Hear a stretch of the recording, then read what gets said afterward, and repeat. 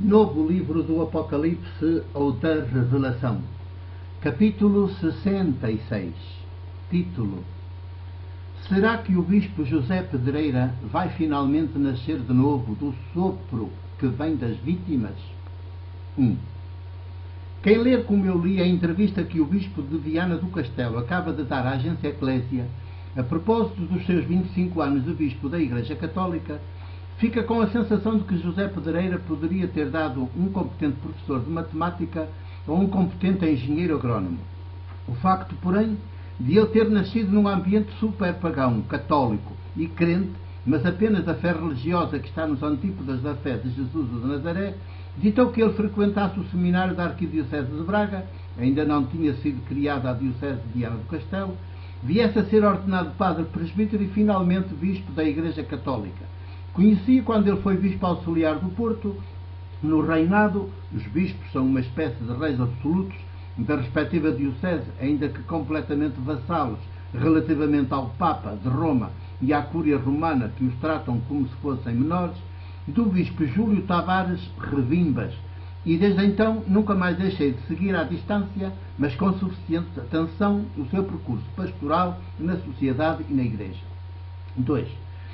Esta sua entrevista confirma por inteiro a impressão fortemente negativa que o bispo José Pedreira deixou em mim quando um dia, a seu convite, fui encontrar-me com ele na Casa Episcopal do Porto.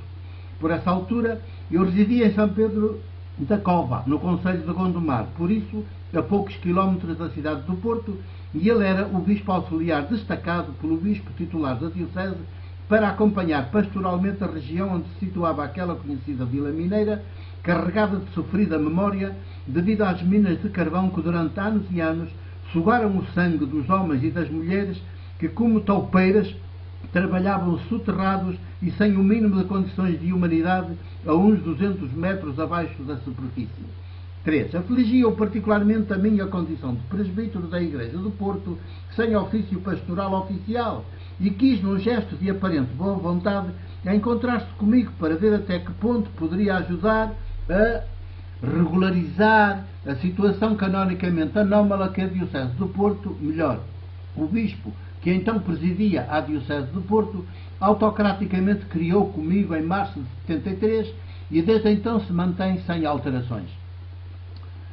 O bispo em causa, António Ferreira Gomes, por quem apesar disso nutro profunda estima e profundo respeito, procedeu assim comigo depois que chegou à conclusão de que eu era, na igreja a que ele presidia, um presbítero demasiado livre, precisamente daquela liberdade para a qual o Espírito de Jesus nos liberta, quando o que a igreja a que ele presidia mais pretendia era que eu me limitasse a ser um funcionário eclesiástico mais ou menos domado e domesticado, atento, reverente e agradecido. 4. O encontro poderia e deveria ter acontecido em São Pedro da Cova, na casa-sede da Associação Padre Maximino e do jornal Fraternizar, onde eu então residia, ou em alternativa em qualquer um dos muitos cafés da vila. Mas o bispo nem terá posto sequer essa hipótese. Chamou-me expressamente à Casa Episcopal, onde residia juntamente com os demais bispos auxiliares e o bispo titular, e recebeu-me no seu próprio gabinete de trabalho. De resto, esta é uma praxe episcopal que já vem de longe. Os bispos têm a se dar conta, quando se veem ao espelho, de reis absolutos nas respectivas dioceses, e nos presbíteros ordenados veem uma espécie de vassalos seus, dos quais podem dispor como melhor lhes aprouver. Dificilmente são capazes de passar informal e familiarmente pelas casas dos presbíteros, e quando eles não são párocos, praticamente nunca passam. 5. Quando são párocos, que é a condição da esmagadora maioria dos presbíteros da Igreja, os bispos passam pelas respectivas residências paroquiais, uma espécie de casa episcopal em ponto pequeno, mas apenas quando vão de visita oficial à paróquia. Fora deste aparato, feito de tapetes de flores e coloridos arcos e ramos de palmeira que as populações católicas preparam para os receber à chegada, é muito raro um bispo que presida uma igreja local aparecer de surpresa e como irmão de fé e de serviço ao Evangelho do Deus vivo, o de Jesus, em casa de um dos seus presbíteros. E daqueles poucos que, como eu, estão na condição de não atribuição de qualquer ofício pastoral, ainda mais raro é acontecer uma dessas visitas, Nestes anos todos que já levo nesta condição, tal nunca aconteceu. E mesmo quando os bispos se deslocam ao território onde algum desses presbíteros malditos reside, ignoram-no sistematicamente. 6. Uma exceção pode, entretanto, vir a ocorrer, e é esta. Se um dia já os anos vão avançando e um desses presbíteros cai gravemente doente, então, antes que ele... E a exceção é esta. Se um dia já os anos vão avançados e um desses presbíteros cai gravemente doente, então, antes que ele morra, o bispo titular, ou pelo menos um dos seus auxiliares, faz por passar por lá por casa, junto ao leito do doente, discretamente, mas ainda na tentativa de ver se, ao menos nessa extrema hora, consegue consertar o que nunca antes quis, nem sequer tentou consertar. Parece que a morte anunciada como próxima tenha esse condão de aproximar o poder eclesiástico e episcopal da sua vítima, não para reconhecer tarde e a más horas, junto dela, o seu pecado. Não esqueçamos que o poder é sempre pecado em ação e, se for sagrado, muito mais, mas ainda e sempre na esperança de que a sua vítima, enfraquecida pela doença, finalmente o reconheça e, porventura, se mostre arrependida e lhe peça perdão pela sua evangélica e salutar dissidência. 7. É a humilhação eclesiástica no seu pior, mas é geralmente o que sucede em casos assim. O caso do padre Felicidade Alves, meu amigo, que acompanhei de perto nos últimos meses de vida, é de veras paradigmático deste tipo de humilhação eclesiástica. E não é que a vítima, enfraquecida, acaba quase sempre por fazer o jogo do poder eclesiástico, em lugar de lhe dizer mais uma vez, olhos nos olhos, o seu pecado, e de lhe repetir, na força da sua debilidade, a mesma ordem de Jesus ao tentador: vada retro, Satanás! 8. Recordo-me, como se fosse hoje, a impressão fortemente negativa que me causou aquela visita que fiz, a convite dele, ao gabinete do bispo José Pedreira na Casa Episcopal do Porto.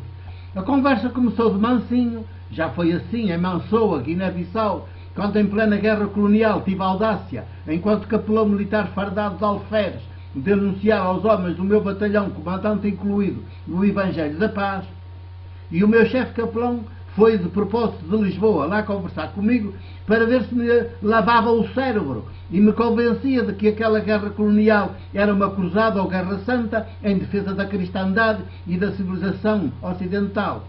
Mas depressa a conversa azedou e tornou-se dura, quase violenta, quando me dei conta de que o bispo José Pedreira, à semelhança do bispo titular da diocese e do seu imediato antecessor no cargo, se colocava na postura do poder e não na do irmão da mesma fé de Jesus, que a Igreja, enquanto tal, há de viver e, qual parteira, há de ajudar a despertar nas demais pessoas, já que é essa fé a única que salva, isto é, faz humanas as pessoas e humano o nosso mundo. 9. Resisti-lhe, obviamente, num misto de inteligência sapiente, de firmeza profética e de muita ternura fraterna. E convidei-o a descer do seu pedestal para que a conversa pudesse acontecer e fosse libertadora para ambos. A surpresa dele foi total. Esperava encontrar em mim subserviência e bajulação, e encontrou inteligência sapiente, resistência e exigência, à mistura com muita ternura e afeto. Mas deu bem para ver que ele, na sua postura de poder episcopal eclesiástico, nem sequer conseguia entender as minhas palavras e o Evangelho de Deus, o de Jesus, que, como um menino, tentei ali partilhar com ele. Era areia demais para a sua caminhoneta de poder episcopal. E porquê? Porque o poder é cego, surdo e mudo, e faz cegos, surdos e mudos os que acriticamente o servem ou se lhe submetem. Por isso, Jesus, o das tentações do deserto, chamou-lhe na linguagem mítica muito em voga na cultura do seu tempo e país, demónio ou diabo, inimigo.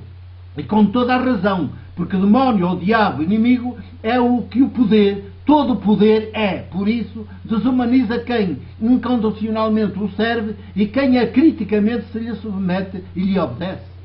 10. O Bispo José Pedreira apareceu-me já então, como hoje ainda se mostra nesta entrevista que acaba de conceder à agência Eclésia, um homem eclesiástico, animado de fé religiosa, a única que gera simultaneamente o poder e o infantilismo, o medo, mas completamente vazio da mesma fé de Jesus, a única que gera simultaneamente a liberdade e a maioridade de responsabilidade, os dois pilares que, juntamente com a ternura, o afeto ou o amor, nos fazem mulheres, homens saudavelmente dissidentes e progressivamente humanos, sororais, fraternos. Percebi que ele era o exemplo acabado de bispo católico ideal para ajudar a manter o status quo eclesiástico católico reinante, mas bispo da Igreja na linha de Jesus, o bom pastor que enfrenta duelicamente os lobos, carrascos ou verdugos e dá a vida pelas suas inúmeras vítimas, de modo algum. 11.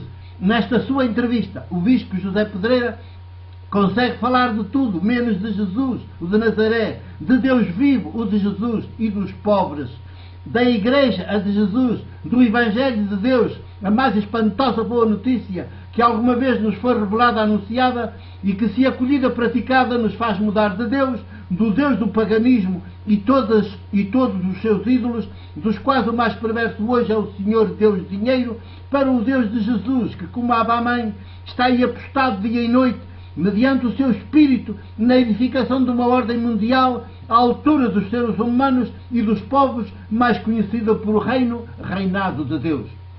12. Escrevo todas estas coisas com dor e lágrimas, porque nem o Bispo José Pedreira, de tão cego, surdo e mudo que hoje está, o poder é isso que faz às pessoas que o servem e o medo também, dificilmente conseguirá dar-se conta de todo o mal que lhe fizeram ao longo destes 25 anos. É bajulado pelos seus cortesãos católicos, pelas suas cortesãs católicas, como sucede com todo o poder, e nesta sua condição de cego, surdo e mudo, é até capaz, nesta ocasião dos seus 25 anos de bispo, de presidir a liturgias e a ritos litúrgicos, a ação de graças, sem se dar conta de que apenas os ídolos, não Deus vivo de Jesus, é que gostam dessas coisas cheias de nada, fonte de mais alienação e de mais desumanização. 13. Mais 2 anos, nesta data, março de 2008, o Bispo José Pedreira conta já com 73 anos de idade e ele terá de resignar como Bispo da Diocese de Viana do Castelo a favor de um outro, provavelmente algum dos atuais auxiliares de Braga, que já estarão a perfilar-se para lhe suceder no posto e nas honrarias. Será que, nessa sua próxima condição de Bispo Emérito de Viana do Castelo, José Pedreira, por quem desde aquele nosso encontro no seu gabinete da Casa Episcopal do Porto nutre um exigente afeto, vai ser finalmente capaz de nascer de novo do alto do sopro que vem das vítimas, as suas e as de todas as outras vítimas de todo o poder que domina o nosso mundo? 14. Muitas vezes é ao entardecer da vida pessoal que percebemos que tudo o que o poder nos deu e fez connosco é esterco, vaidade, nada. E tornámo-nos finalmente o que sempre haveríamos de ter sido vida fora: pobres por opção, livres, dissidentes, lúcidos, de olhos postos no essencial, invisível aos sentidos, mas não ao coração humano. Esta é ainda a minha esperança. E este é também o meu voto para ti, meu irmão José Pedreira, há 25 anos Bispo da Igreja Católica, por decisão, vê lá tu, do poder da Cúria Romana e do seu Papa, chefe de Estado. 2008, março 12. O meu abraço e o meu beijo de presbítero da Igreja do Porto.